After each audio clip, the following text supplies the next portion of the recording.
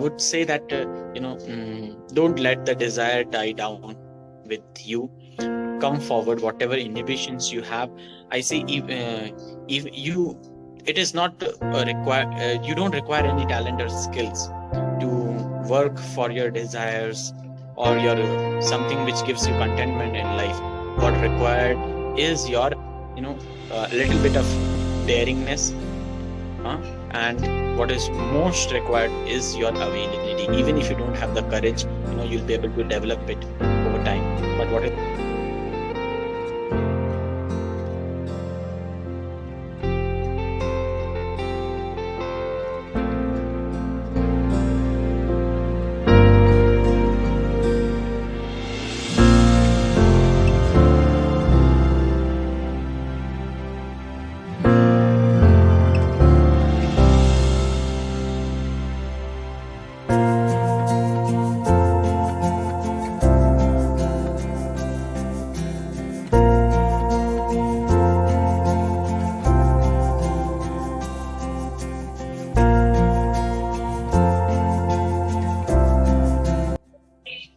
Hi, namaste. Hi, namaste. How are you?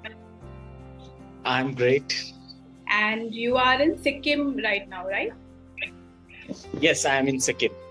Okay. So Vivekanand ji is a full-time art of living teacher and a traveler, and he has traveled to, I guess, length and breadth of India, and he dedicates his entire time to uplift the lives of people in various ways. Am I correct?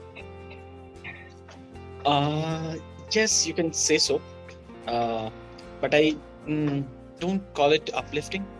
We call it more empowering, like how Gurudev says, like making life a celebration. So human beings are they're born to evolve, they're born to learn, they are born to take their consciousness to higher level. So that is it. Yeah, Empowering. very beautiful. Yeah, very beautiful. So as I understand, right now you're focusing in the northeastern region of India. Yeah, so we are I'm focusing more on the Himalayan region of India, and we have this initiative of the Artist Link Foundation called Himalaya. Yes. So I'm traveling now mostly northeast, but yes, there was a conference in Ladakh, so we can call it the entire Himalayan region of India. Right. So Vivekanand ji, for a person who has never been to right now focusing on the northeastern states, so what are the problems, if you want to understand कि क्या problems on a day-to-day basis वहाँ पे लोग face करते हैं? So this is not just about the northeast India. I myself come from a rural background, a village in Jharkhand, who has spent his childhood in rural India. So this country is very big, a huge country we have, and we have a mammoth population. So it is, I believe, it is not possible for the government to take a governance to the last person of India. They may do for bigger things like basic necessities, but when it comes to development in the mindset, in the day-to-day life, I believe people have to take it in their hands. And so geography, terrain and population and diversity is the challenge of India, is what I feel. More than that, speaking specifically for the mountain region, yeah, the terrain is definitely, and the geography is definitely a big challenge. Like, the mountains may be very beautiful to you, it may charm you, but to build a bridge, if you want to build a bridge, to take one iron bars on your shoulders is a big exercise. So yes, the terrain makes it very difficult for things, but then again there is different advantages of the terrain. So terrain is one of the most. So somebody who comes from plain, for example myself, so a work like for example you mentioned constructing a bridge, वो जितना planes में जितना हमें मेहनत लगती है, उससे से कम आई अंडरस्टैंड, कम से कम 10 गुना मेहनत तो माउंटेन रीजन में उसमें लगती ही है. एंड दैट ऑल्सो वुड बहुत ज्यादा, डिफर. बहुत ज्यादा, Yeah, more that would than also 10. differ according to different because mountains का geography वो change होता रहता है हर जगह. It's not same, right? So somewhere it's very difficult, somewhere it's not so difficult, but it's definitely more difficult than the plains, right? Yes, more difficult. In fact, now if I'll give you another example, if you if you litter around in the plains, it is easy to clean, right? And it is 100 times more difficult to gather plastic to make do a cleanliness drive in the mountain regions. So not just constructing, even recycling, or say rebringing the place in its original shape. So it Right. is really very tough. Because once Yes. you throw a plastic, it goes in deep into the jungle, into the rivers, into the gorges, anywhere. Yeah, and that People is one never know. of the most difficult problems that we face in the mountain regions, right? Because tourism is like it's really big in mountain regions. A lot of people come from different parts of the country, and they might not understand the lifestyle in the mountain, and they just throw away whatever they don't need and go back home in the plains. And the people who are actually living in the mountain regions, they end up cleaning the entire the mess which is left behind, right? It is not possible also to clean, because the population of the mountain region is very sparsely populated, and the tourist most of the populations are busy in tourism sector, catering the needs of the tourist, which is a source of income for the mountain people. There are definitely some not some, everyone is a mountain lover, but all are busy in making a livelihood.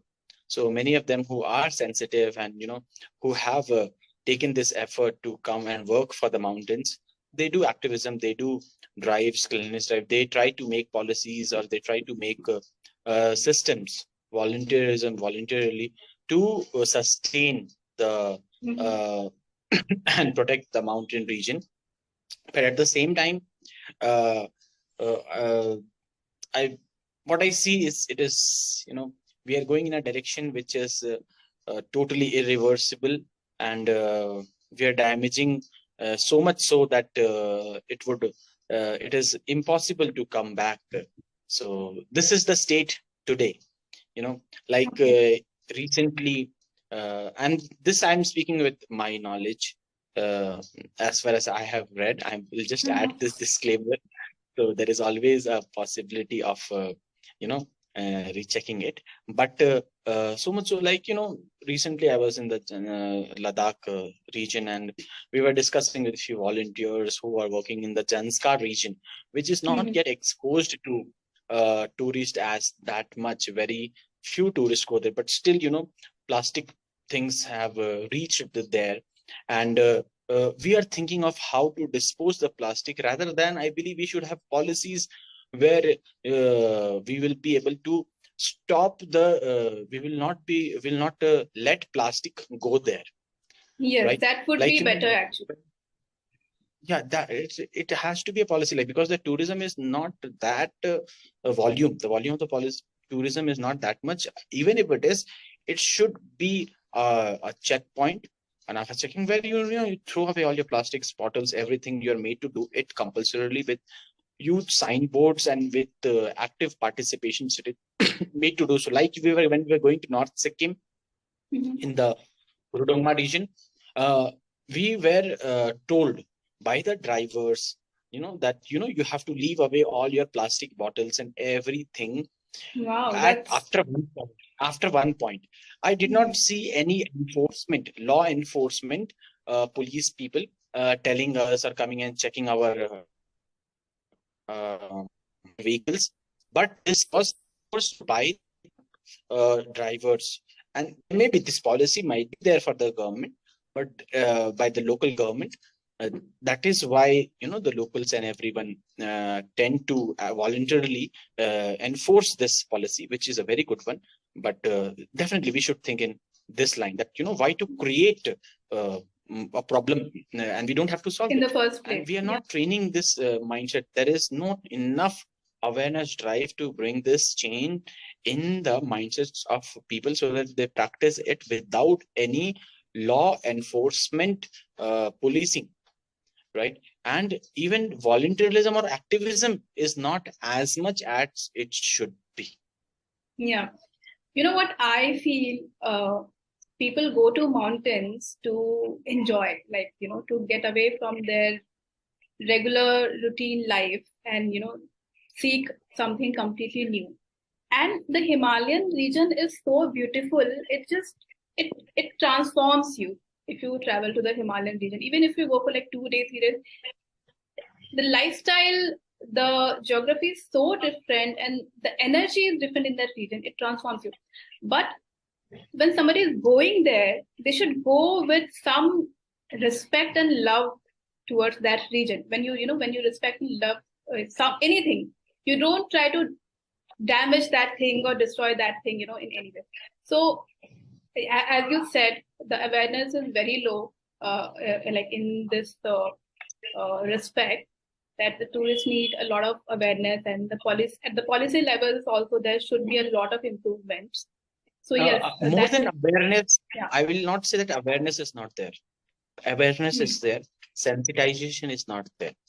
Awareness, everyone knows, like that, that waste segregation is the thing. We should not use plastic. It will not get decomposed. Everyone knows. Correct. Who doesn't? Correct. Right? Yeah. Awareness is there. What is not there is, our ability or the mindset or, the tendency to put it into practice. Right? So yes, I call it sensitization, or, they don't have this will or strong pull that, I will come what may, I will not use plastic, or I will carry that every bits of plastic back there, or I will not throw any plastic out of my vehicle. Like in the general consciousness, it is not. So what I believe more is, the mind training is very much needed. A sensitivity towards the environment, towards nature, where you develop, a sense of belongingness, a sense of love, a sense of, ownership, that you own this planet, or you own this existence. This is right? mine. Like you own your home. Yeah. That like you own your home, and you do not litter it, and you keep it clean, come what may. Right? You keep your kitchen clean, like that way. So you own this existence, you own this mountains, you own this rivers, right? So you would not use anything that would harm it. You would go to any extent to find an alternative to it, or you would take trouble to any extent. So I believe that mindset training is needed to inculcate more belongingness, more adorance, so that adore, and you adore this existence, so you become more close to this nature. You are now just exploiting it to your benefit, I would say. But you don't actually love it. You don't. People say, there's this, I love nature. No, you don't love nature. You just want to, that's so correct. you want to exploit it to your pleasure. Let's talk about the solutions. So I know a lot of work is already happening at the grassroots level in the Himalayan states. So would you like to highlight some of the projects which are already happening in the Himalayan state? So with Himalaya Unnati Mission and the Art of Living Foundation, and with lots of other organizations are coming up and doing a lot of work here, few of which I have been part of. I can definitely talk about it, some of them. So the first is definitely of skill development in the Himalayan regions of the youths of the Himalaya. So and please emphasize why the skill development is important, just for our viewers to understand why the skill development is important, especially in the Himalayan states. Let's start with that. Yeah. So this is now known to everyone that India is a very young country, and with the largest amount of youth population India has. But one of the major challenge is that most of them is unskilled. Like, all of them rush for government exams, but how much government exam seats are available to them. And by the time, like suppose if we say that, for one post, there is overqualified peoples are going for the post of peon and everything. And if there are 1 lakh government seats, there are 40 lakh applicants for it. And every 40 lakh people are investing their 3 years of life in preparing for uh, government exams. And definitely not all of them, not even 90% of them or 99% of them will get the government exams. In 3 years span of time, this youth does not acquire any skills to get a job, right? And we call them unemployable youths. Yeah. Right? Unemployable. Even if we want to employ them, we cannot employ them. Not And their possible. aspirations become so much that they want they want higher pay and pay as per their age, and their expenditure also grows as per their age. So skill development is very much needed, like basic skills of like electrician, carpentry, solar installation, bakery, or say carpentry, or say tailoring, entrepreneurial skills, housekeeping, tourist guide. These all skills are definitely needed, and so that we give better services, and for which we'll get better pay. So with the Art of Living Foundation, Shri Rural Development Program Trust, we have been installing various skill centers with government partnerships and independently as well. For solar, like India is now aspiring to be one of the to solve its energy problems by solar, by renewable energy, and solar is one of the main things that we're using. And India founded International Solar Alliance internationally. So we are setting up solar training institutes where technicians will be trained how to install solar and how to market solar energy. So one of the first solar training institute was set up in Rangpo ITI in Sikkim of India. First solar training institute in any ITI was set up in Rangpo. Solar village electrification, like in the Arunachal Pradesh, recently I visited there where we have been working, and Art of Living has been working tremendously in for a very long time in electrifying homes. Though we might have heard in the news that India has 100% electrification. Definitely the wires have reached, but in Arunachal Pradesh there are so much border districts where roads are being built for the first time, and many places where governments where bridges are not built. So to reach the district administration headquarter also of some districts, people walk and go. Like you have to cross the river on a hanging bridge, and you have to then walk kilometers and kilometers, hours and hours. There are very few vehicles on the other side, which was transported across the river using some makeshift boats. See, if you have to build a bridge in Arunachal Pradesh, you have to carry the equipments from the plain regions, and reaching Arunachal Pradesh itself is crossing so much of mountains. And then again, it is not that you're transporting things on the plains. So it takes days and days to transport them. And again, if you reach the capital, Itanagar, where you would have to reach, you might have some good connectivity, good roads. But again, if you have to reach the border districts, then how could you reach? And even in the border districts, if you have to reach one block of that border, block headquarter of that border, you might imagine how much more mountains you have to cover and go, and how much the condition of the road.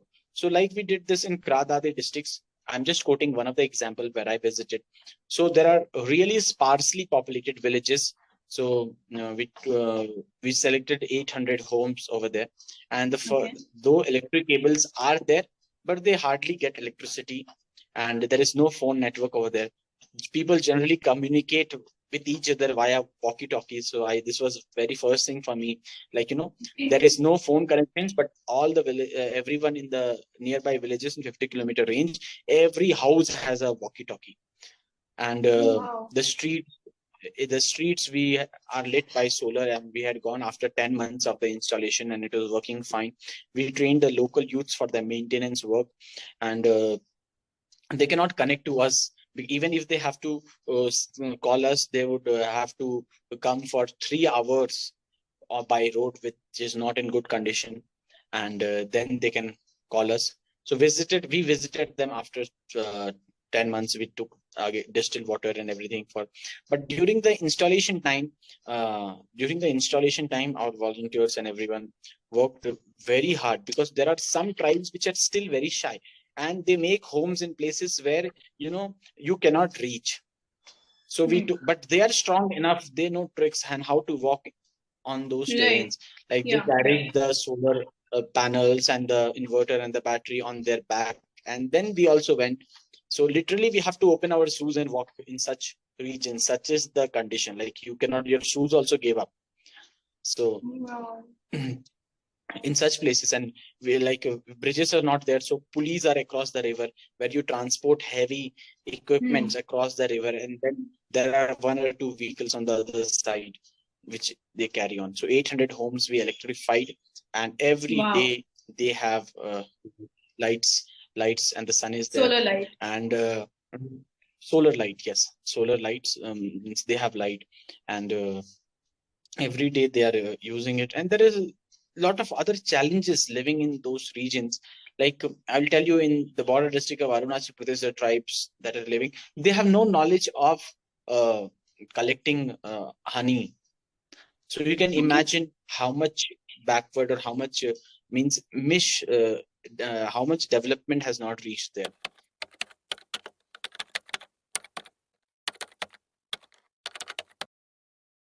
In December, Christmas, New Year break, the Himalayan Youth Festival. The idea of this youth festival is not just to have fun, but definitely fun is part of it, a lot of part of it. The idea is to bring together the youths of India who wants to work for the Himalayan region, or who wants to see the Himalayan region. This Himalayan Youth Festival will bring together a lot of young minds, and also social change makers, change agents in the Himalayan regions, be it non-governmental organizations, NGOs, or government officers, or leaders, or tribal Vanvasi leaders, students. And we would discuss a lot of problems, and definitely we would explore the Himalayan region.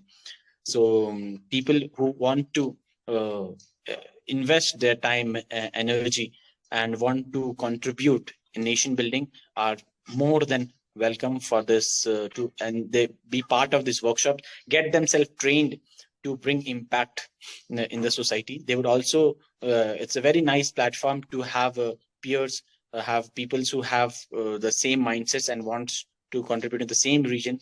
So it's better to have a group, and there will be a lot of peer-to-peer learnings. And more than that, we would have a nice time. It is in 2 parts. The first part, the second part definitely can only person who have Art of Living basic program graduates can attend it. And I would say, even if you have a little bit of interest, a little bit of desire to explore this part of yourself, where you want to contribute to nation building, or you want to sensitize people for mountain works, or you may be from any part of India, you may come with your friends. And this is something which we say at Art of Living, celebrating life. So you would have a very you'll have a very nice exposure to building up yourself for your further life journey. Very nice, very beautiful, Vivekanand ji.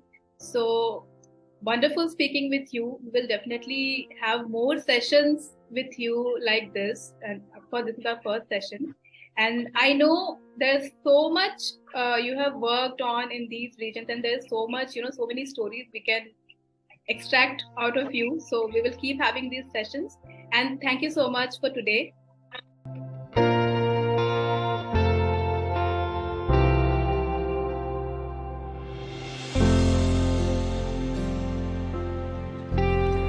The Himalayan Story podcast brings unheard grassroots level stories from the Himalayas. Don't forget to subscribe us for more such stories and hit that like button.